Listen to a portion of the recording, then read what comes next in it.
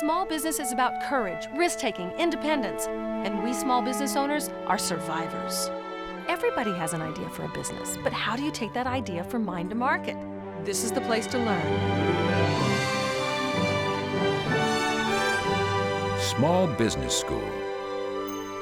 It's a new kind of school. Together we'll learn about business from the inside out, from the people who've done it. We'll meet the men and women who are today's pioneers and quiet heroes. Their lives are the textbooks. Our classroom is the world.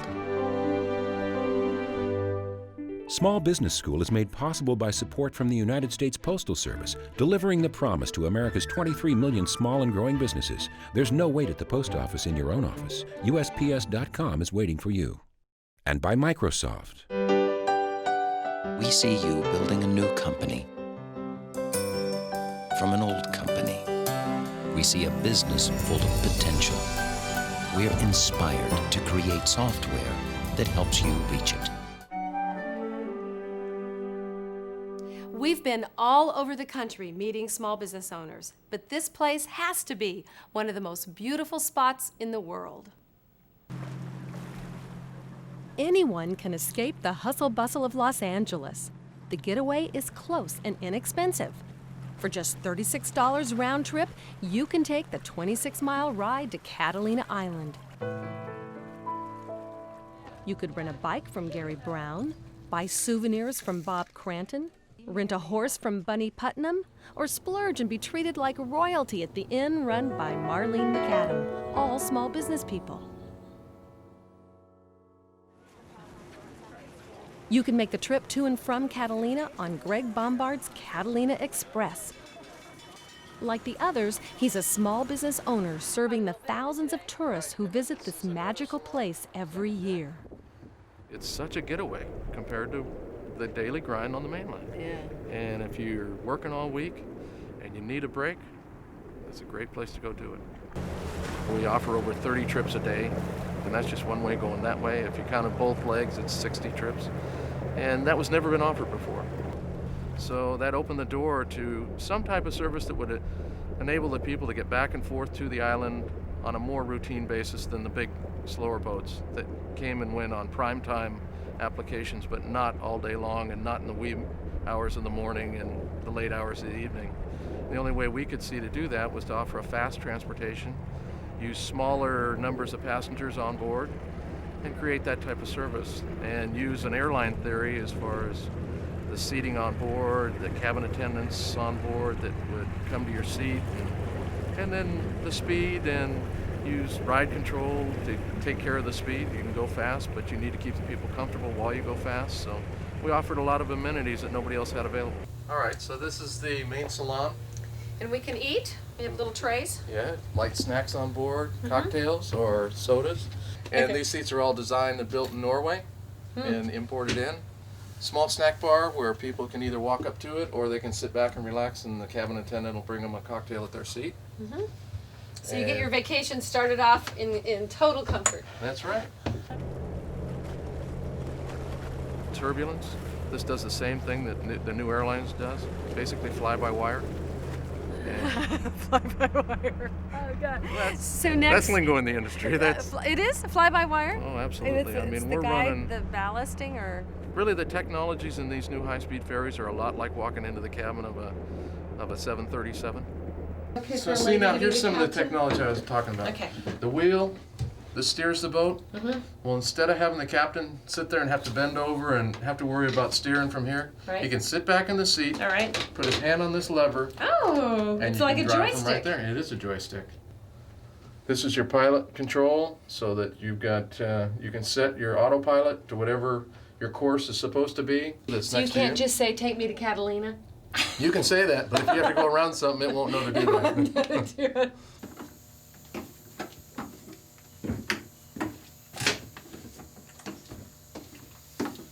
So now tell me about these engines. Why are you so proud of them? I think Well, you I think really that, love you these know, engines.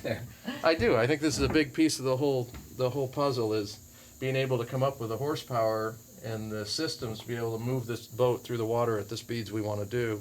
Okay, so the four things you're concerned with: safety, speed. The four things you're concerned with. Yeah, I mean, safety is always paramount. Safety is the biggest thing there is in this industry. And then speed and comfort come along with it, and the service on board. I mean, our cabin attendants, they do a great job.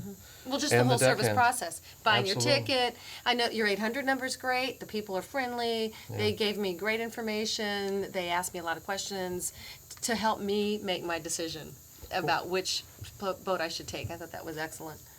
Probably something that really adds to that is we made a decision early on in the existence of the business to build our own reservation system and group, and they're right here with us. So we're selling our own product. Other people have gone out to the different ticket providers, whether it be Ticketmaster or people like this, and they utilize those types of services. And we always felt that if we're going to do it right, we want to sell and provide our own service all the way from the time you answer the phone, that person gets the order, gets what they want to do, and from the time they start from their home, we've set the whole thing up for them. Okay. And that's important to us. Okay, so you can control the quality. We of want the to service. control all the quality. Can you talk about how much a boat, like how much is it going to cost you to build this boat you're building now? Yeah, a boat like we're sitting on, or the boat that just went by, was approximately $1.8 million, and the one we're building now is about $6.8 million. So, but the new ones are going to carry 300 people too. So there's a jump in passenger capacity. I think the biggest pressure about this whole system is we are the gateway to Catalina. We're no different than if you go to Disneyland. You go through the gate and you pay your money to get there. Well, we're the gate to Catalina, and to me, in order for people to have a successful trip to Catalina and enjoy their day or week or whatever they're going to do there, we've got to make sure that we get them there, and we get them there safe, comfortable, and without getting seasick. The deckhands, when the people come down to the boat, are smiling. They help them with their luggage. They get the luggage put away. That's not a concern the rest of the trip. How do you get them to do that? In other words, how do you get all the service people to really deliver exquisite service? I think by making sure they enjoy their job. What do you do to make that happen? Well, I just think that when you interview people and you bring them down and they train to become a deckhand with you and like the service that we provide and actually take pride and ownership in what they provide, I think that's a huge piece of it.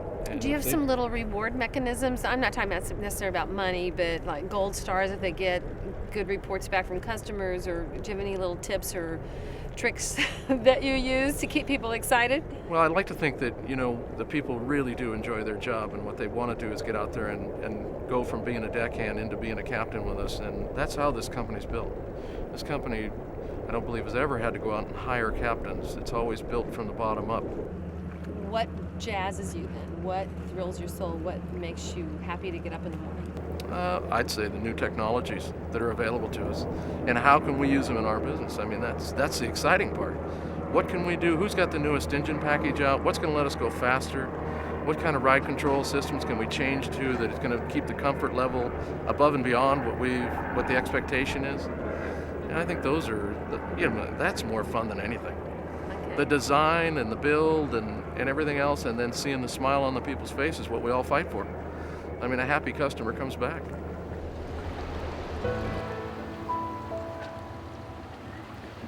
For what you want, you probably want something more like a 21 speed like this. This gives you the ability to go up and down all of the hills. Gary Brown, the bike shop owner, is also Mayor Pro Tem of the town of Avalon and has been a small business owner on Catalina for years. And you also have the suspension system, which softens all of the bumps as you come down. This is a good old person's bike. No, actually, this bike shop was here in 1954 when I came over with a school to play Avalon, and we rented bikes here. So it's been here a long time. I've had it since 1978. There's about 3,500 full-time residents here. And do you have any clue how many visitors you get We a get year? up to about 20,000 on any given day and close to 1 million a year. Wow. How can so many small businesses survive? What is the philosophy? Obviously, a little small business like this is not able to do major advertising in Sunset or something like that would generate and bring people over here. Our chamber is able to do that. So by working together with all of us, we're able to spread things a lot farther. What would you say those business owners are doing right? The biggest thing is the customer's king. If there's something that they're asking for, we go out and we get it. It must be what they want. And so I think listening to the people who are coming in your store and seeing what's selling, which these people are pretty good at, is paramount to making sure that it works and that they come back. The key is they come back. Right. Do you think being a visionary is part of what makes a good business person? Oh, I think you have to be. I think you have to look around and say, what are they going to want? What are they going to need? And you have to meet that need. If you wait and let the need pass you up, you're going to be out of business. So, but one of the qualities of being a business owner is not just reacting, but thinking out. Trying to anticipate where you're going to be 10 years from now. Well, we do a whole lot of comparative, especially with the computer now. We know exactly what we did on the exact same day last year, the year before, and the year before. We can take that and extrapolate from that what's happening, what kind of adjustments we're making. We pay real close attention to what's being rented and what's not being rented. When I first started renting the bikes here, we had single speeds and 6 speeds. We now have single speeds, 6 speeds. We have 21 speeds. We have 21 speeds with shocks. We put in a lot of tandems with gears because that's what the customer wanted. We make sure we buy bikes with real soft seats because that's one of the main complaints they have. So it's a matter of making sure that we know what they want and trying to give it to them.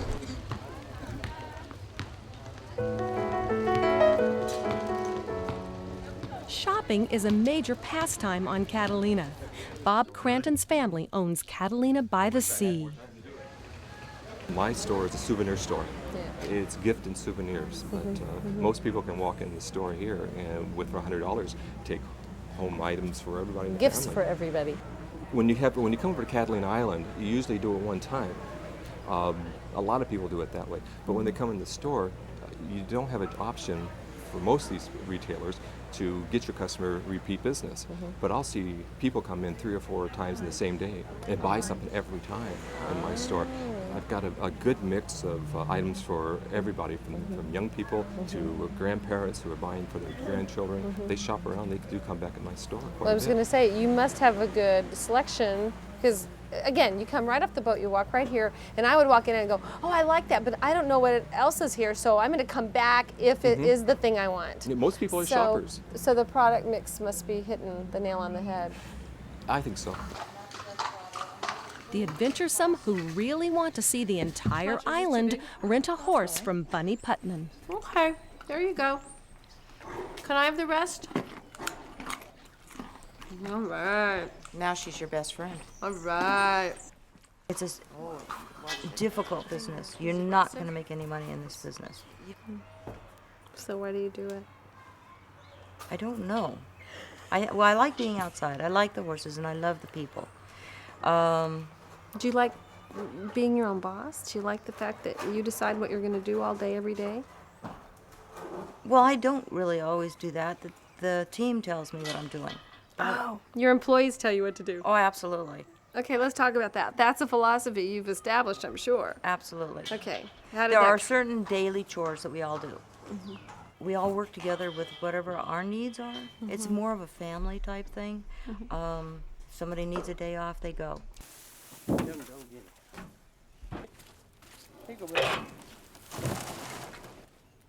We rely on the tourists that come over on the boats and the planes and stay in the hotels. And we set up guided rides for them according to their height and their weight and their ability. And everything we do is with a guide. Okay, so how have you tweaked that over the years? In other words, you've learned how to make people happy. Well, in the beginning, we just put them on the horses and took them out on the trail. Now we give a full-on tour. We talk about the island, its history, the indigenous plants. We introduce them to some of the animals that may be out there. It's a definite educational tour. What is your goal for your customer? What do you I want them to come back. I want them to have a really good time when they see the island by horseback, which when you're hiking, you're too low, you just see the ground. When you're in a car, you're going too fast. When you're on a horse, you can go slow and you get the panoramic view. And we have hundreds of repeat customers who bring their friends because to see this island by horseback, it's a unique experience. It really is.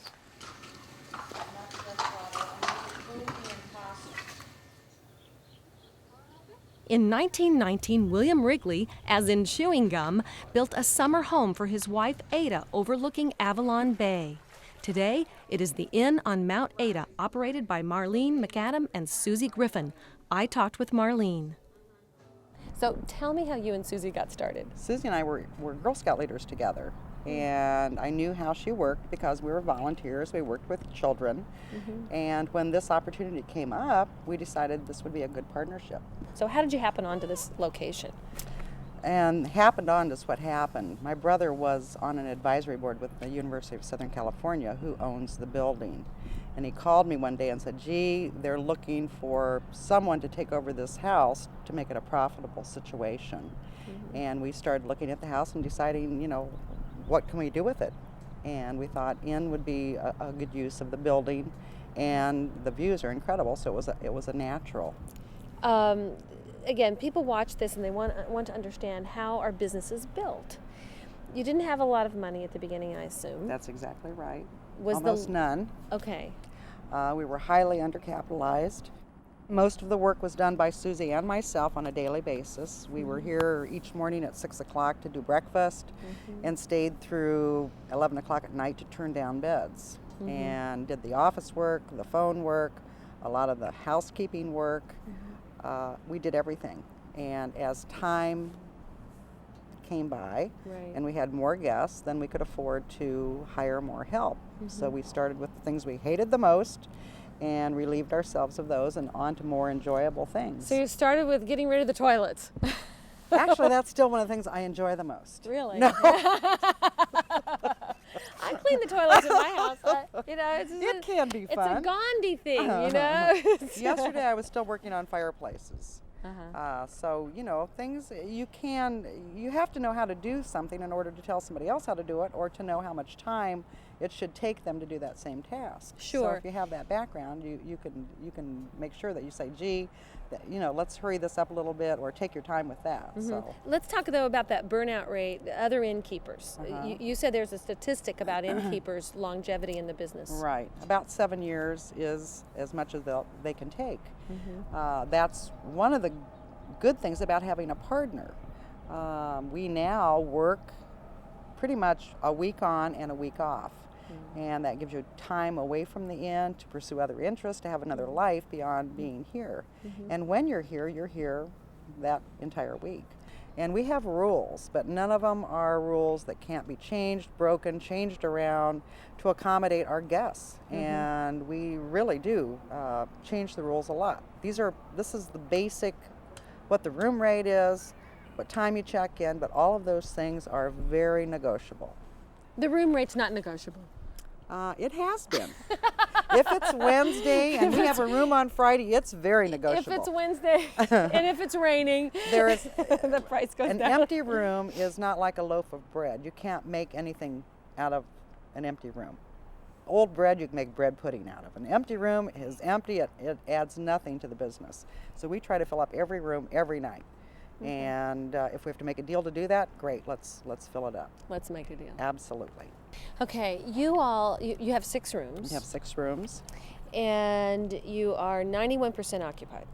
Approximately, yes. That is a lot of success. Why do you think that's happening? I wish I could tell you what the answer is, because we're not sure ourselves. We really try our best to make this a service-oriented inn. Our guests luckily come back year after year, tell their friends, tell their neighbors, and we treat them well, I hope. As inns go, is this the high end of the inns of America? The middle? It's probably toward the high end, price-wise. That's what I mean. Toward the high end, yes. Right. Yes. And did you decide that on Catalina that would be your niche? No. We had Darn. No, we really didn't. But it is your niche. It is, but not because we decided that. You know, some things you just grow into. All right. We had no conception at all of what we were doing. I mean, we were brand new at this. Our only background is we were each mothers. So we knew how to mother people, and that's exactly what it is. It's making people feel at home, mothering them. You're not allowed to give them a timeout. That's against the law. And you can't send them to their room. $600 a night. I get to do what I want to do. That's right. And you can't send anybody to their room. But other than that, that's exactly what it is. What do you need? What can I do? How would I make you feel more comfortable? And that's all it is. And remembering people. You know, talking to them, remembering them, spending some personal time without hovering. Right. So that they feel that this is their home as well. Right. And that's what the idea is. I've been coming to the inn since 1985. It was so warm and homey, and the innkeepers, Susie and Marlene, were so wonderful to be with that we kept coming back, and I come every year, have every year since then. And when you come here, they say, just relax, we'll take care of everything. Your every need is taken care of. You never make a bet or worry about how the dishes are going to get cleaned up, and you always have a beautiful view. So repeat business is a part of the success. It's probably 60% of our business today, repeat business. Okay. We let our staff know that our guests are always right. We never hesitate to refund money if something is a problem, and we try our very best to solve every problem that comes up. Even though each of the businesses we've looked at today does something completely different, they're all clearly in the same business, and that is the business of pleasing people. When you make people happy, they come back, and over time, you'll build a business. At smallbusinessschool.org, there is self-help study for people who want to start a business and for those who want to grow the business they have. To learn more about this episode, choose the overview. You can read every word you're hearing today when you choose the transcript and go deeper with the case study. There's streaming video and access to interactive study guides throughout the site.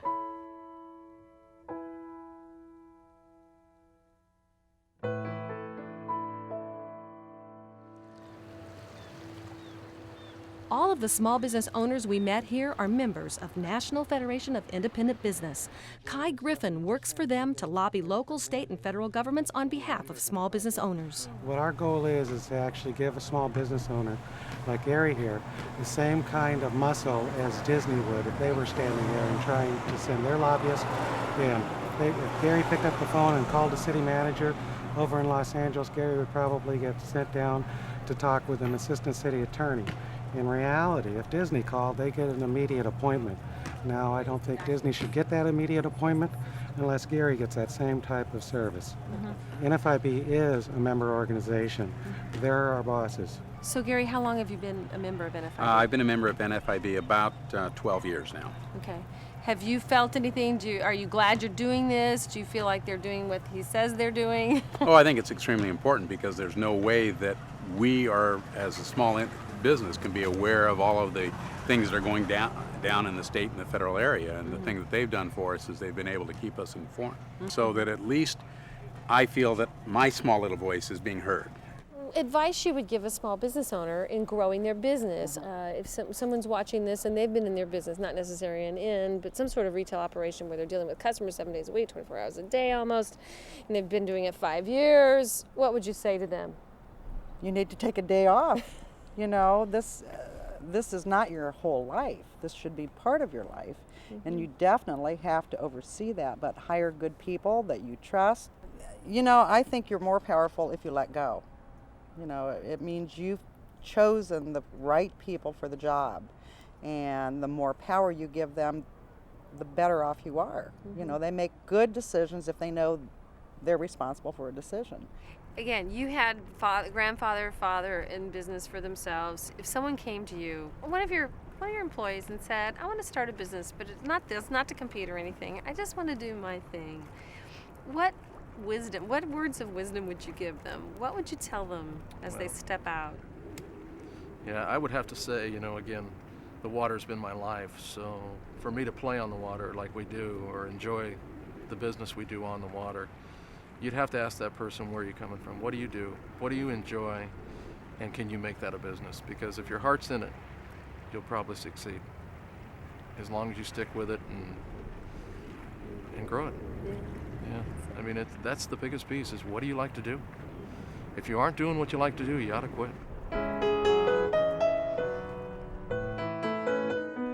You've heard small is beautiful. Well, small is everything on Catalina Island.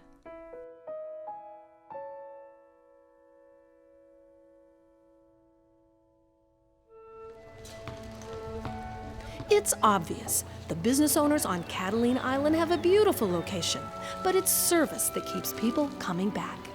We'll see you next time. Small Business School is made possible by support from the United States Postal Service, delivering the promise to America's 23 million small and growing businesses. There's no wait at the post office in your own office. USPS.com is waiting for you. And by Microsoft. We see you building a new company from an old company. We see a business full of potential. We're inspired to create software that helps you reach it.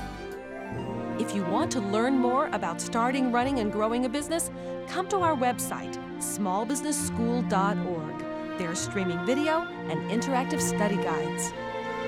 The only way we can compete with big business is to be faster, smarter, and better. We are the engine of the American economy. We create the jobs.